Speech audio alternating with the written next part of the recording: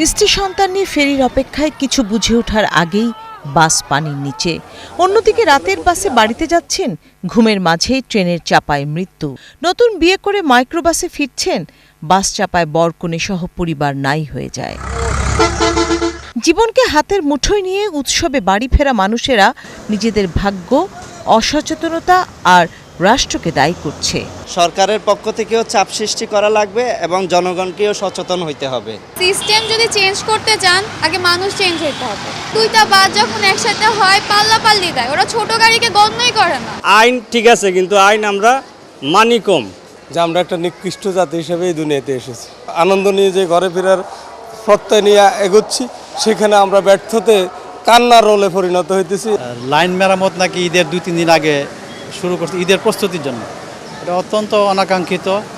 সব কিছু মিলে বাংলাদেশে দেখেন প্রতিটা ঈদেই কিন্তু ঈদ সবার জন্য কিন্তু আনন্দের হচ্ছে না। কিন্তু কত মানুষের প্রাণ ঝরেছে ঈদের আগেও পরে যাত্রায়, তার হিসেব দিয়েছে বেসরকারি কয়েকটি সংস্থা।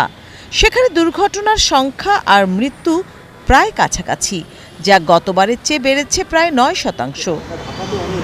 বিশেষজ্ঞরা বলছেন, প্রতিবারই একই ঘটনা ঘটলেও প্রতিকার মিলছে না।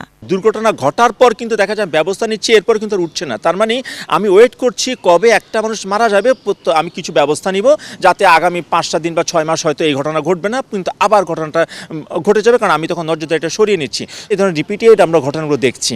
তাই সাস্টেনেবলি যদি আমরা কমাতে চাই, আমাদেরকে সিস্টেম থেকে ঠিক করতে হবে যাতে কিনা আমার কোনো অনিরাপদ রাস্তা না থাকে, যাতে অনিরাপদ ভেহিকেল না আসে, যাতে অনিরাপদ কোনো চালক আমার এখানে না আসে। বইটার এই বিশেষজ্ঞ বলছেন, ব্যবস্থাপনাগত উদ্যোগের বদলে অবকাঠামো নির্মাণ ও নানা ধরনের প্রকল্প নেওয়ার আগ্রহ অতীতেও বেশি দেখা গেছে। তো সারা দেশব্যাপী 200-400 খুব ইম্পর্টেন্ট রেল ক্রসিং গেট আছে, হয়তো টোটাল ওভার 2000 আছে।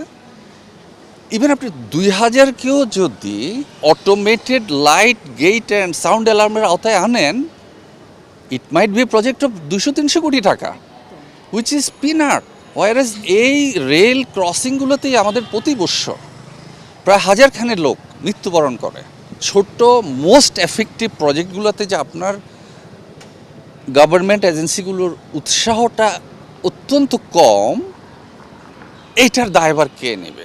আপনি বড় প্রজেক্ট করতে চান, বড় প্রজেক্টের পিডি হতে চান, বড় প্রজেক্টের মন্ত্রী হতে চান, গভর্নমেন্ট এজেন্সির প্রতি মেসেজ হলো অত্যন্ত অল্প টাকাতেই আপনি কিন্তু অনেক এফেক্টিভ নিরাপদ ব্যবস্থা আপনি করতে পারেন।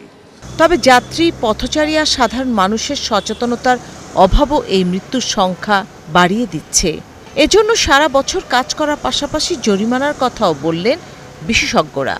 আমাদের একটি স্কুল প্রোগ্রাম নেওয়া উচিত, যাতে কিনা স্কুল থেকেই কিভাবে আসলে বাচ্চারা মানে রোড ডিসিপ্লিন, রোড রুলসগুলো জানতে পারে। তাহলে দেখা যাবে ফর দ্য লং রান আমরা একটা মানে ভালো একটা সিটিজেন, একটা গ্রুপ পাবো যারা কিনা রাস্তায় সঠিক ব্যবহারটা করবে। ঈদের সময় পুলিশ ভাবছে যে একটু কম ধরলেও চলে, সবাই আনন্দ করছে, কিন্তু আপনাকে মনে রাখতে হবে এই আনন্দের পিছনেই কিন্তু বিষাদের ছায়া প্রতি বছর এটা ঘটে যাচ্ছে। ঈদের সময়ে গতিসীমাটা একটু আরও কমিয়ে দেয়া, কিন্তু আমরা কি দেখতে পাচ্ছি, অতিরিক্ত ট্রিপ পাওয়ার জন্য বা ইভেন যাত্রীরাও তাড়াতাড়ি বাড়ি পৌঁছানোর জন্য সে আরও বেশি গতি দেওয়াতে উৎসাহিত করছে, ড্রাইভার নিজে উৎসাহিত হচ্ছে, যাত্রীরাও বেশি উৎসাহিত হচ্ছে। ঈদের সময় সড়ক, নৌ ও রেলপথে বাড়তি চাপের কারণে দুর্ঘটনা ও হতাহতের সংখ্যা বেড়ে যায়। বিশেষজ্ঞদের সুপারিশ, সামনের ঈদে এ নিয়ে বাড়তি নজর দেওয়ার। শানা শারমিন, 71, ঢাকা।